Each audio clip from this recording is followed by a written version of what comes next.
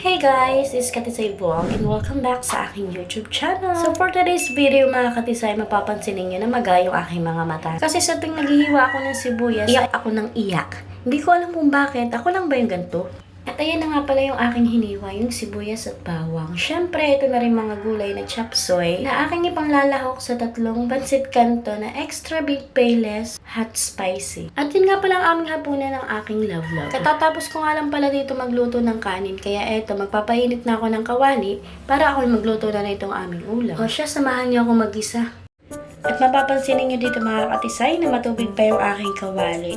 So eto, akin munang papainitin bago ilagay yung mantika.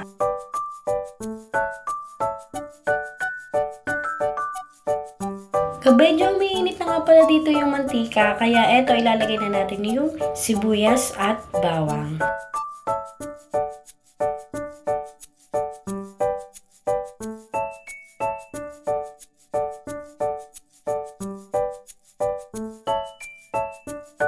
Pagkatapos ko palang lagyan ng sibuyas at bawang ay ating mekos-mekos, di ba?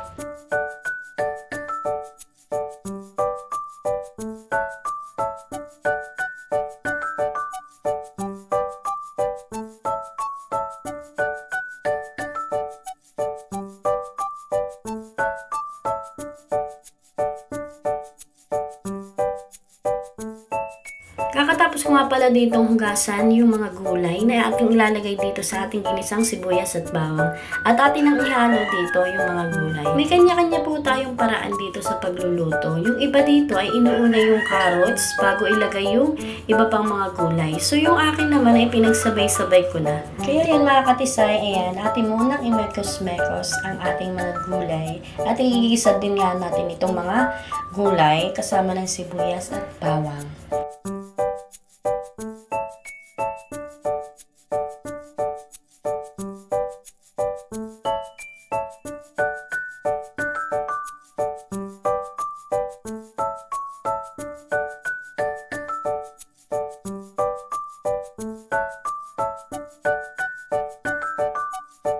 Pagkatapos ko nga palang haluin yung mga gulay, ay ating idadagdag itong asin para mas lalong lumasa at mas lalong sumarap. Nang matapos ko nga palang lagyan ulit ng asin, ito, atin munang imekos-mekos.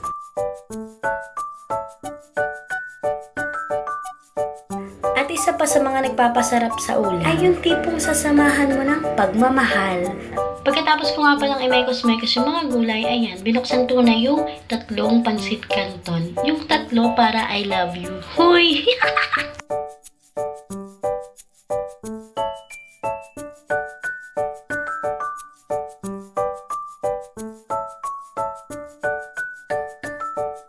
At ang sunod nating ilalagay ay tubig.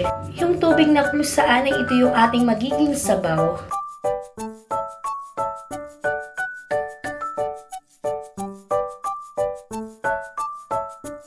Sa paglagay ng tubig mga Katisay ay nakadepende sa inyo kung marami ba o kakaunti. Ako kasi gusto ko is marami para may sabaw na mahigop-higop, kumbaga. Medyo kumukulo na nga yung tubig at atin nang ilalagay yung noodles para maluto na siya dito at mailagay na yung mga kasamahan pa nito.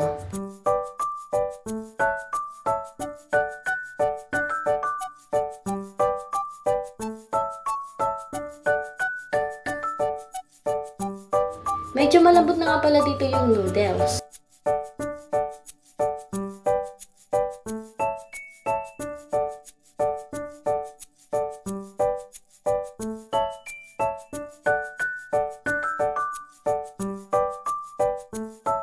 Para hindi agad masipsip ng noodles yung tubig, ay hinaan muna natin ng apoy. Para ilagay yung mantika at toyo no kasamahan nitong laman ng noodles.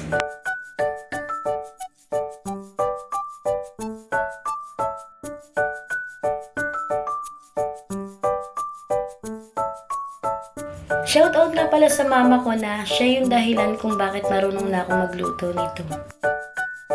Ako'y natutuwa sa reaksyon ni Love nung first time ko siyang malutuan nito. Talaga namang ang kain ay hagot. At first time nga daw niya kumain yan. Kaya yun, sarap na sarap sa luto ko. Hoy, ano ka ba? Pagkatapos ko nga palang lagyan ng toyo at saka ng mantika, ay ating imekos-mekos. At hindi rin are, na kahit mahalang na yan dahil hot spicy na nga, ay nagdagdag pa ako ng 2 sili. Dahil kami ni Love Love ay mahilig sa mahalang. Kaya yun, di mawawala yung sili sa amin.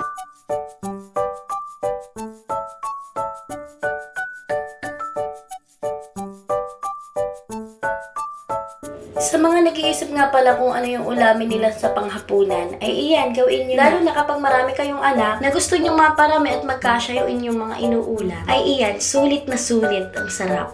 Kaya salamat sa inyong panunood nitong aking video. Sana nagustuhan ninyo at don't forget to like, share, comments, and click the notification bell para updated kayo sa aking mga susunod na videos. Thanks for watching mga katisay. Love you all.